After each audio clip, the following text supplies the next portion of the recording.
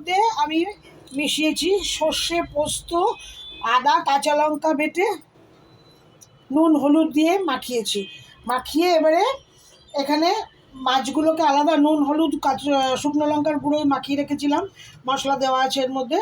তো তারপরে আমি এগুলোকে এখন এই পাতায়, এই যেরকম দুটো করে পাতা দিচ্ছি, লাউ পাতা দিচ্ছি। এই লাউ পাতাগুলো দিয়ে এবারে একে এইভাবে বাঁধবো, এই করে এইভাবে এটাকে বাঁধবো, ঠিক আছে? এইভাবে বেঁধে সুতো দিয়ে বেঁধে তারপরে এই কড়াইয়ের মধ্যে দিয়ে হালকা আছে তেল দিয়ে এরকম করে ভাজবো, ঠিক আছে? আর বুঝতে পারলেন কি না আমি জানি না, এটা আবার এরকমই একটা এরকম করে পাতাগুলো নিয়ে তারপরে এইটা যে দিচ্ছি, দিলাম স্টিম। এরপরে আমি এই মাছগুলোকে আর কি কতগুলো করে দেবো সেটা আর কি ভাগ করে রেখেছি, নাহলে তো অসুবিধা হয়। এটা আমি মরলা মাছ দিচ্ছি, আপনারা যে কোনো মাছ দিয়েই করতে পারেন এটা।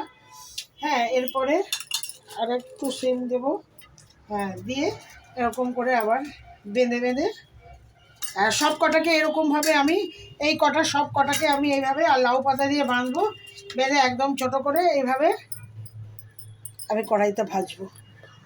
হ্যাঁ, একদম স্টিমিং তেল দেবো, তেল দিয়ে এটাকে বসাবো। বড়া যেরকম ভাজে, বড় বড়া যেরকম ভাজে, ভাপা না, সেটা ভাপা হবে না, নট ভাপা নয়, এটা তেল দিয়ে ভাজতে হবে।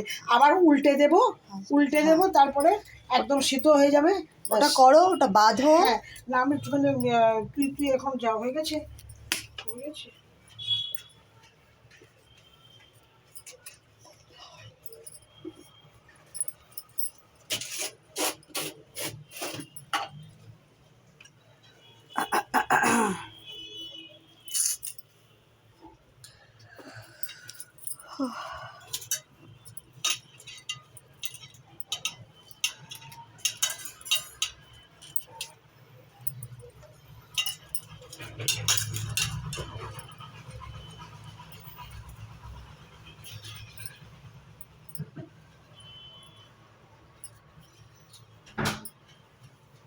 বাঁধতে পারবে?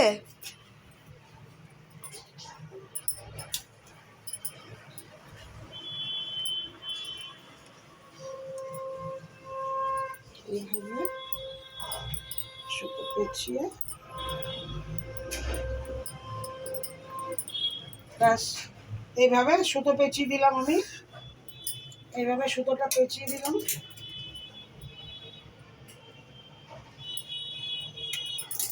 এবারে এই যে দেখছেন, এটা হয়ে গেল একটা বড়ার মতন বড়। ব্যাস, তারপরে আমি এটা কড়াইতে তেল দেবো, তেল দিয়ে তারপরে এরকম করে একদম পুরো ভাজবো, তারপরে আবার উল্টে দেবো। এইভাবে পুরো কমপ্লিট রান্নাটা হয়ে যাবে, ভাপা সিম দিয়ে মাছ।